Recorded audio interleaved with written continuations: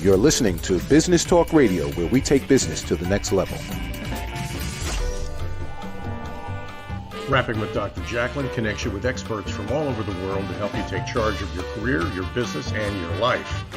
Rap along with us. Visit drjacalyn.com to learn how to become a guest or a sponsor.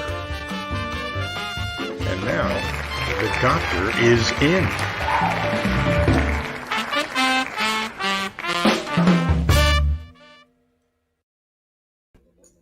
Hello and welcome to Rapping with Dr. Jacalyn, stories of hope, inspiration, and overcoming adversity. I am your host and executive producer, Dr. Jacalyn Kerbeck. I'm a certified life and career coach, and we are live streaming on Business Talk Radio and social media. Our program is really spotlighting people who have stories to share about hope, inspiration, and adversity that they've overcome. With me today is Jan White. Hi, Jan. Nice to see you. Hello, Dr. Jacalyn. How are you? I'm well, thank you. How are you? I'm doing great today. Thank you. Perfect. So Jan is the principal of Jan Says Onward. Wow, that's really powerful. Jan Says Onward. What does that stand for, Jan? When we were going through our adventure, at one point, the mantra became onward. I don't even remember where it came from, but the moments that were really hard, the days that were really hard, we would just say, onward. We have to go onward. So it became Jan Says Onward. And your story is truly incredible. I mean, when you told me some of what you had been through, I couldn't believe it. So I'm honored that you're here today to share your story and help inspire others. So where would you like to begin? Well, why don't I share a little bit about what we now call the adventure so folks understand what I'm about and where I'm coming from. Absolutely. Take the spotlight, Jan. Thank you so much. So we had been living the American dream. I married my college sweetheart, Michael. We have an awesome son, Ethan. Not that I'm biased. Mike and I run a successful small business. I love being active, and I studied martial arts. And in April 2015, was even accorded the honor of achieving a third-degree black belt in Kenpo karate. You can see my belts over my shoulder. But just 1 year later, almost to the day, in April 2016, our lives were forever changed when I was diagnosed with aggressive stage 4 non-Hodgkin's lymphoma that had invaded my chest and my spine. I went from teaching kickboxing and studying for my 4th-degree black belt to needing a walker. We did 5.5 months of intense chemo. And by intense, I mean every 3 weeks, I did 96 continuous hours of chemo. Hook me up Monday morning, disconnect me Friday afternoon. When that was done, we did a high-dose inpatient chemo. And when that was done, almost a month of radiation. I was pronounced in remission. It wasn't until much, much later that Dr. Shaw, who I'm quite certain I owe my life to, told me just how close we had come, that my file was dropped on his desk at 8:30 in the morning. By 8:45, the partners had met about me. By 9 o'clock, they were on the phone to me with the words, "Be in this office in 1 hour.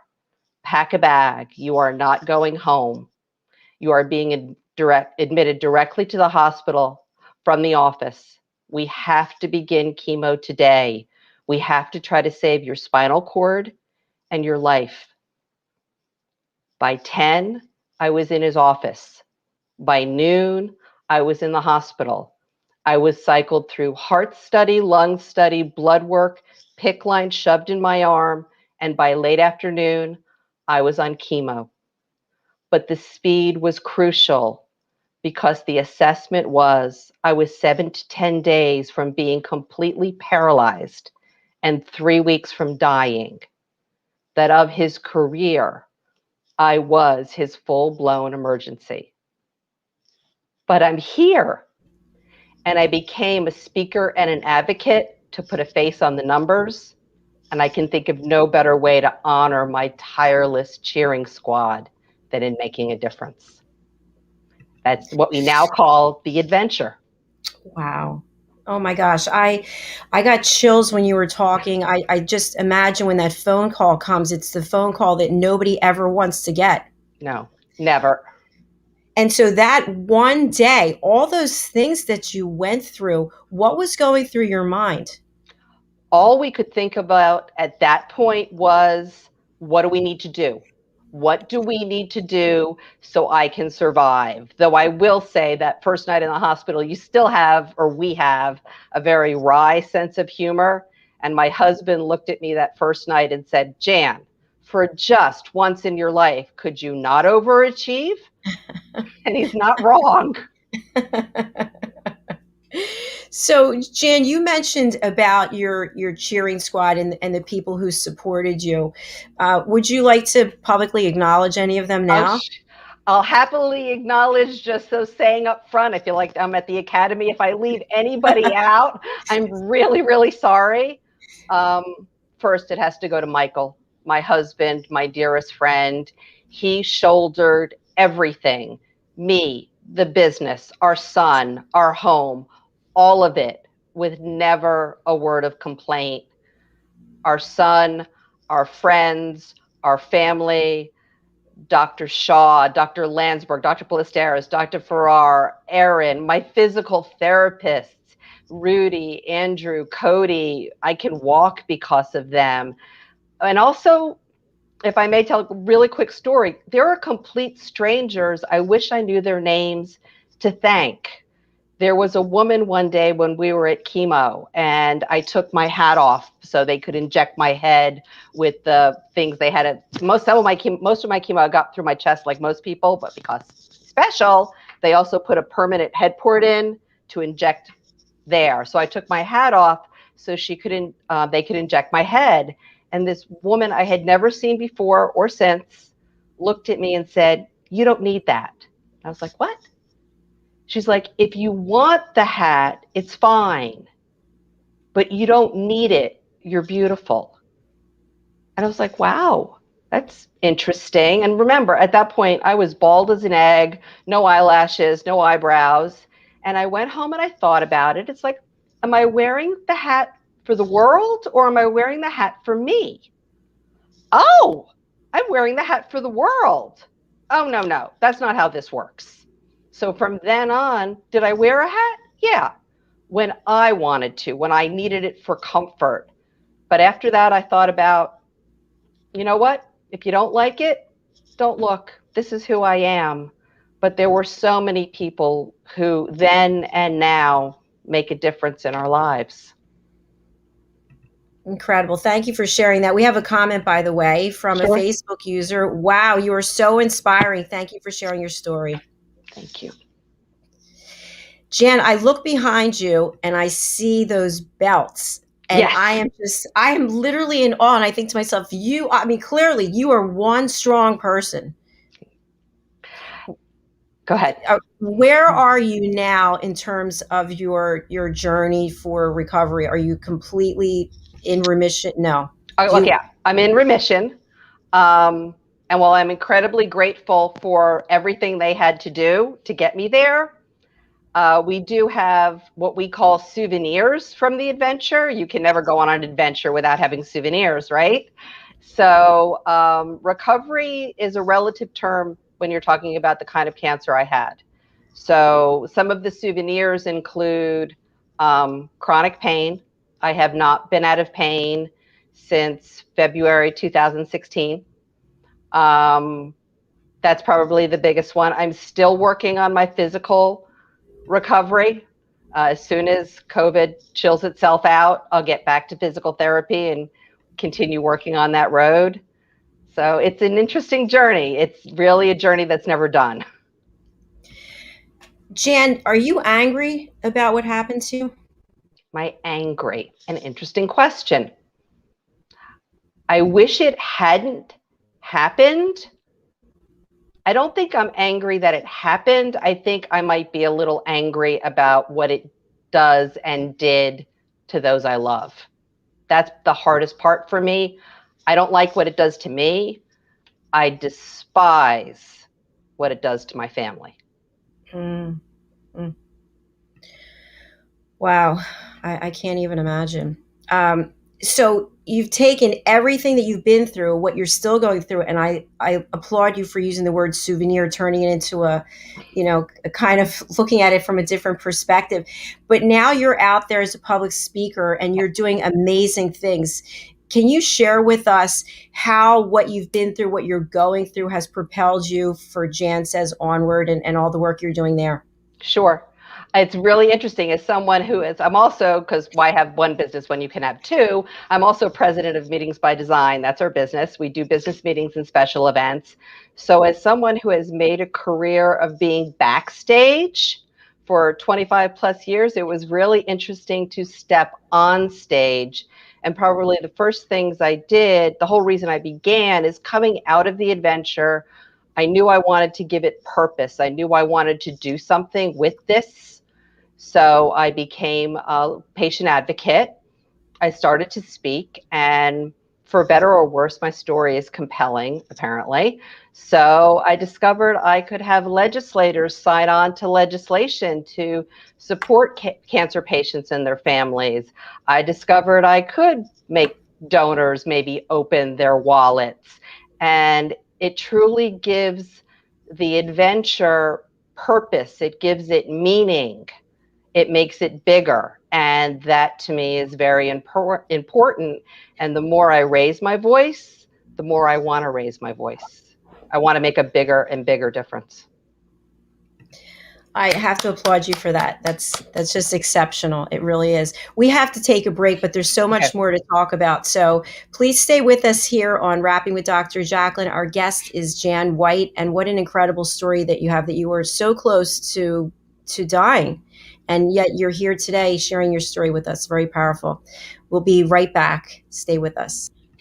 Hey everybody, my name is Ralph Graves Jr. I'm the host of the Ralph Graves Jr. Show, and I want to invite you to pick up my book, Unstoppable. I wrote a book called Unstoppable. It's 7 universal laws that will transform how you pursue and achieve success. The one thing that my 20 years of law enforcement has taught me is that no matter who you are, we are all governed by universal laws, like gravity. But in this book, we're going to talk about laws like the law of forgiveness, laws like the law of control, the law of intelligent practice, the law of expectancy. I was able to see how those, no matter what their background was, those who identified and treated these laws with respect, they were able to go on and lead successful lives. So pick up this book, and you can go ahead and pick it up at Amazon.com, BarnesandNoble.com, RalphGravesJr.com, where anywhere where fine books are sold. Thank you. There are 7.7 billion people on Earth today. 40% of these people are under the age of 25. Young adults are the most fertile mission field in the world today. In Scripture, we see Jesus pouring his life into 12 young adults who he equipped to change the world and all of history. Like Jesus, we believe that the best approach to reach the world with the gospel is to invest in young, emerging leaders and equip them to build disciple-making movements. Concentric is the notion of surrounding and sharing a common center. Our center is the model and strategy of Jesus for both leadership development and ministry formation.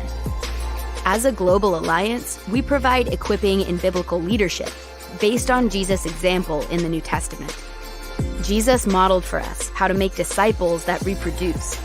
Focusing on leadership development is key to creating movements that spread the gospel and Jesus' disciple-making strategy to young leaders around the globe.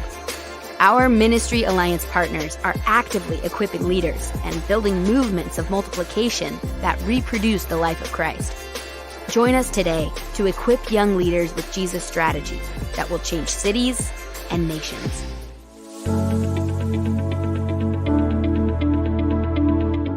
The session that we had with BCAT was really entertaining and enlightening. We were able to put together some very specific steps that we as individuals can take, and it was really fun to all come together and see sort of where we're going as a team and how we can all get there together. We had a tremendous experience with the BCAT partners. One of the challenges that we have as an organization is to make sure that we have the right people in the right chairs doing the right thing. To do that well, you have to have synergy. You can try to dream up ways to make sure that your group does that, or you can rely on experts. We would recommend BCAT Partners to anybody who's looking to take their organization to the next level.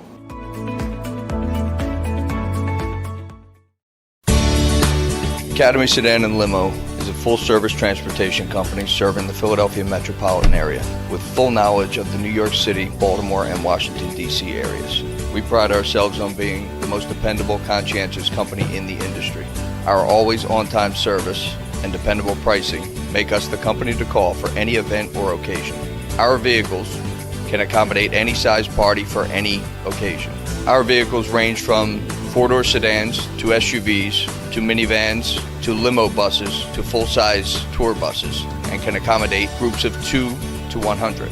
We offer airport shuttle service or over-the-road service without limitation regarding mileage or time, and no drive is too long or too far. So if you find yourself in need of transportation of any type with any vehicle, give us a call at 610-842-4564 and let us show you what a real transportation company can do for you. Use code ACADEMY2020 to receive 20% off your first 3 rides, including parking and tolls.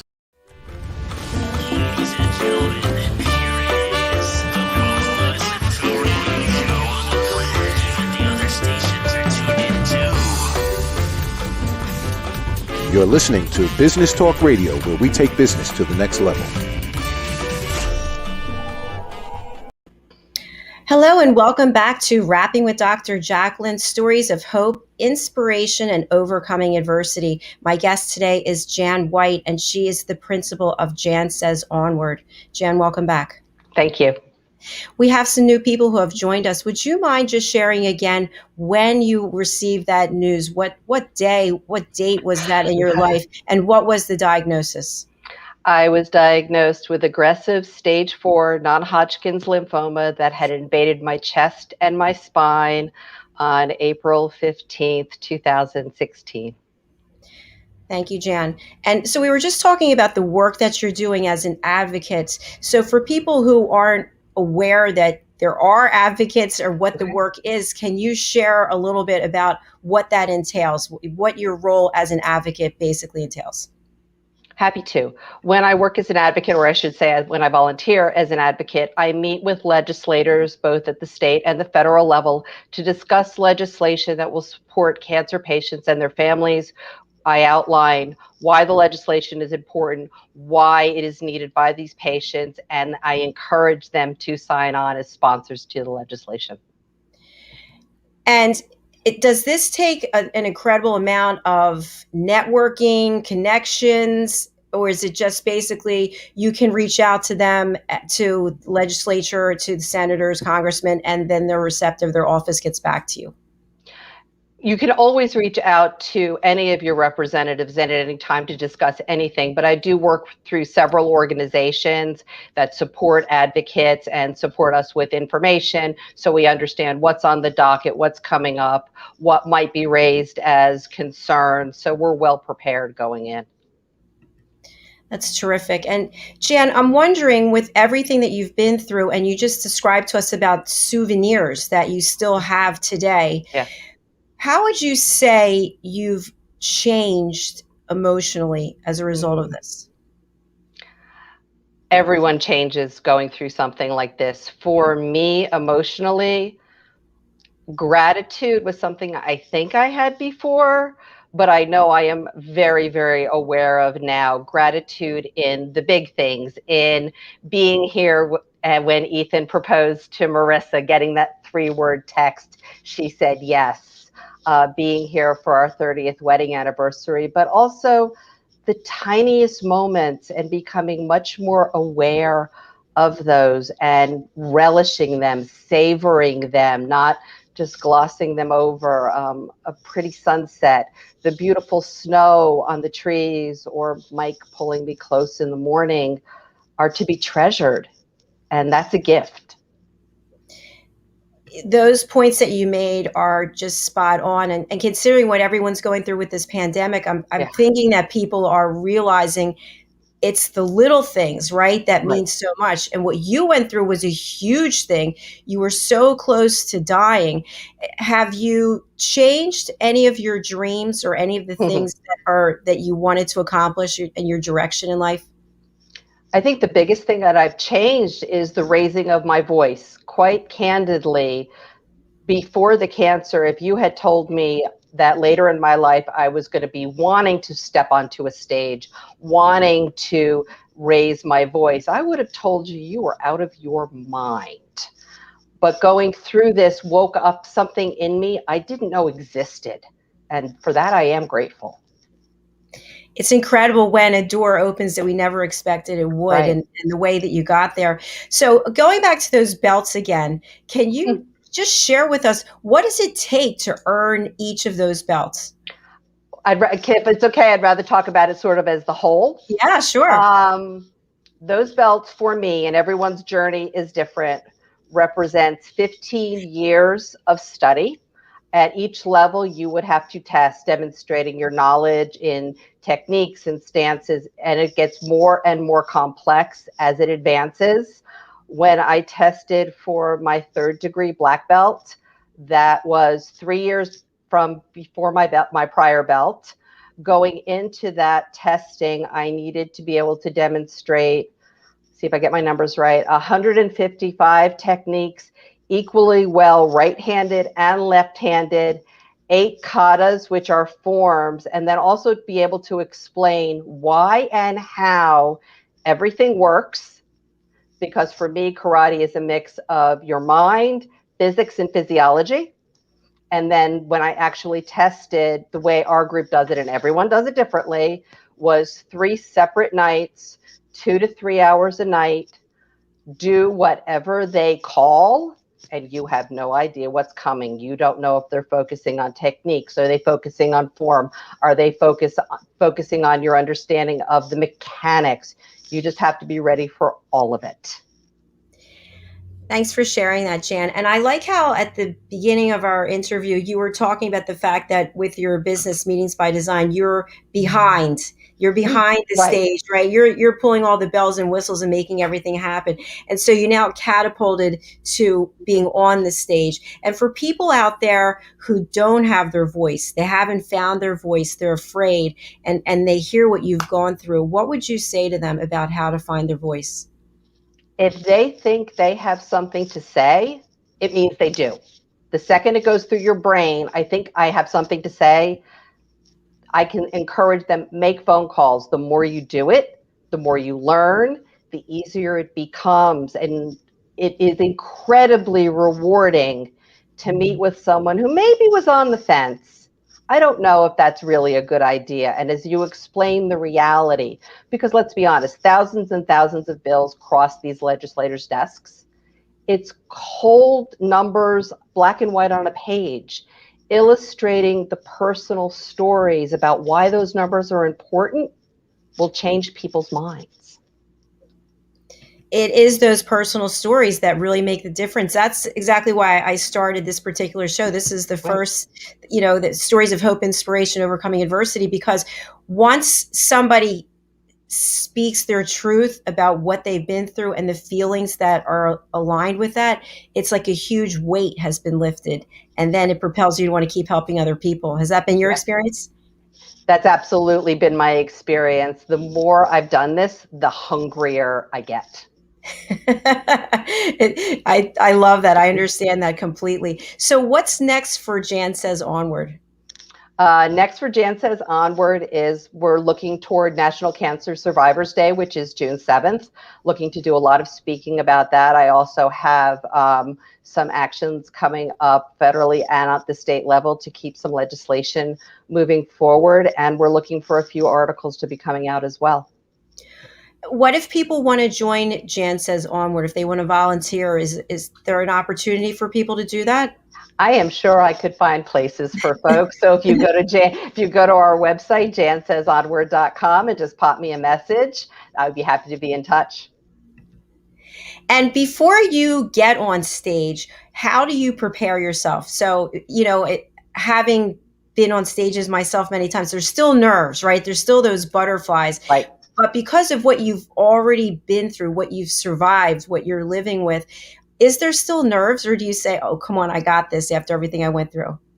It's really interesting. There are the nerves, but there is an empowerment that comes with the adventure as well. I remember I was working on a project maybe a couple of years ago, and I could feel those nerves rising past a good level. For me, nerves to a certain point are great because that's adrenaline that gives you the punch, but past a certain point, not so good. And as I felt it going past the not so good place, it suddenly rolled through my brain. You stared down stage 4 cancer in your spine. Cut it out. You can do this. And that was it. Everything came down to the right place. But I do prepare. I meditate a little bit. I make sure also my water is here, my mints are here, that I've done some preparatory things, that I've got my comments ready to go, that I'm well rehearsed. But all of that comes into play. And when you and I first met, we both talked about, and you said this earlier, that you still have chronic pain. And I know I have pain a lot too, but people would never know. You could be in pain right now. I could be in pain right now. What is it that you do so that the world isn't seeing that Jan is in pain? That took practice. I'm in pain right now. That just is life. I have found ways to sort of be able to shove it to the side, as long as, they talk about the pain scale 1 to 10, up until about a level 5 for me, I can keep it pretty well hidden. Past that, it's going to start to show. I am aware that I certainly have to move a certain amount. I can't sit too long. I can't stay in one position too long. I'm very fanatical about keeping my exercise level up, even during COVID, and even with the fact that I have to modify pretty much everything, that keeping active helps. And I think the takeaway is that it's not keeping you down. So we all have things in our life that maybe are not what you went through, but people have things that keep them down, and they tell themselves, I can't do this. I won't do this. I'm just going to give up.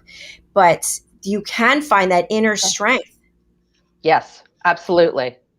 And I know for me, and I know you're the same way, when you think about helping other people, that in and of itself gives you the strength and courage to keep moving, doesn't it? Makes an excellent point. One of the big things I do, and I should have mentioned this earlier, so thank you, is when I go on stage, it is no longer about me at all. It is about my audience and what action do I want them to take. I'm visualizing, doctors going into their offices and changing their procedures. I'm imagining the signatures on legislation. It's about the audience. It is not remotely about me. And I love that you just said signatures. When you get the signature, what is that like when you find out that someone who has the ability to make change has signed up to support your work? That is the most rewarding part, and the most rewarding moments in doing this. I have been in legislators' offices where they will have said, yes, I will sign on. I have even been granted the honor and privilege of being in the governor's office as he signed legislation that I had advocated for. And I was there with a really big crowd. Don't misconstrue any of this. But I was there, and to watch it actually become law was a rush and a half to make that happened. I'm so proud of you, Janet, everything that you've been doing. You were such an inspiration. We need to take another break, but we'll be right back. Stay here with us with Jan White. We'll continue hearing her story. Located at 121 Haddon Avenue in Westmont, New Jersey, is Margie Cedrone, artisan jeweler. Margie's been in business for more than 30 years. She works with her clients to create custom pieces of jewelry to reflect their personality and help them make their own bold statement. Starting in the renowned Jewelers Row in Center City, Philadelphia in 1988, Margie works directly with her clients to develop one-of-a-kind pieces such as necklaces, engagement rings, wedding bands, unique watches and tennis bracelets, as well as a myriad of rings and earrings for everyone in your family. She also has worked directly with Dr. Jacalyn over the years, creating unique pieces of jewelry to reflect her personality. She does pearl stringing and repairs on site at 121 Haddon Avenue. Call or text Margie at 215-384-7155. Margie Sajone Jewelry is open by appointment only. Make your own bold statement. Every day, it was the same old story. I worked hard to make sure no one noticed what I was dealing with, but my stomach never cared where I was. And the pain just kept coming. After too many close calls and even weight loss, I had to do something. The Crohn's and Colitis Foundation helped me realize what was going on and even helped me find a specialist. Don't hide your symptoms. Get help at spillyourguts.org.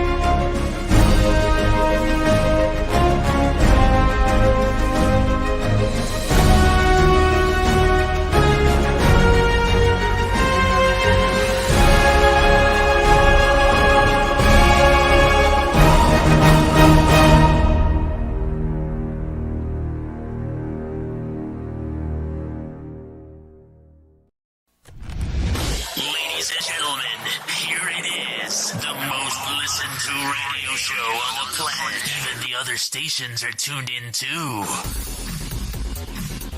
You're listening to Business Talk Radio, where we take business to the next level.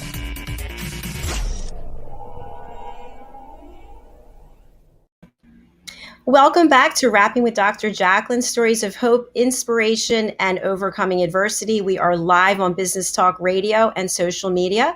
My guest is Jan White. She's the principal of Jan Says Onward. Jan, you have given us so much to think about. I want to spend the rest of the interview, if we could, trying to help people who are out there right now who have a cancer diagnosis, and they're just lost. They're suffering. They're in pain. They're confused. They're traumatized. So having been through what you've been through and doing what you're doing, what kind of support can people find and where? Sure.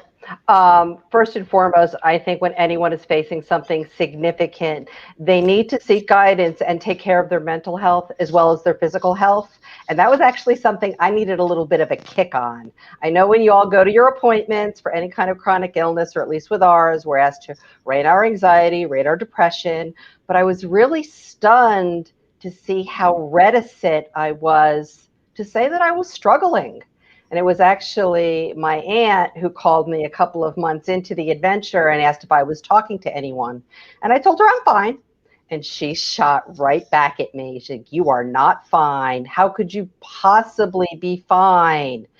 You're facing stage 4 cancer. Go talk to someone." And she was right. I think we as a society need to normalize mental health, and talking to someone is nothing wrong. It's actually the stronger, healthier, better choice. They can talk to their doctors for referrals. They can go to cancer support communities for referrals. They can call cancer centers. They can call their insurance companies.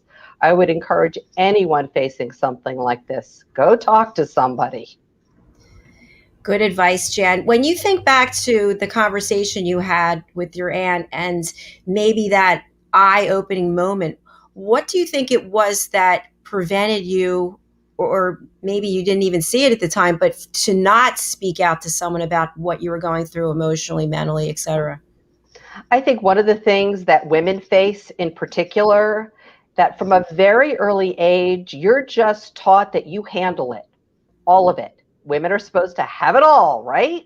So you're taught you handle it. You don't ask for help. You do it alone. And that's something, as I was talking with her, it's like, well, maybe I don't have to do it alone. I've got a myriad of doctors, of therapists, of support staff. Why not add one more person to the care team who will help that part of my health?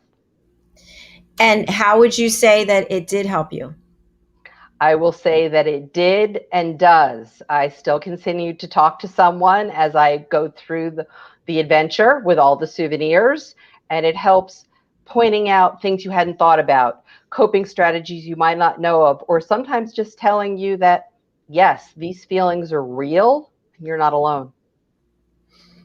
And that cancer is a diagnosis, but it's not you, right?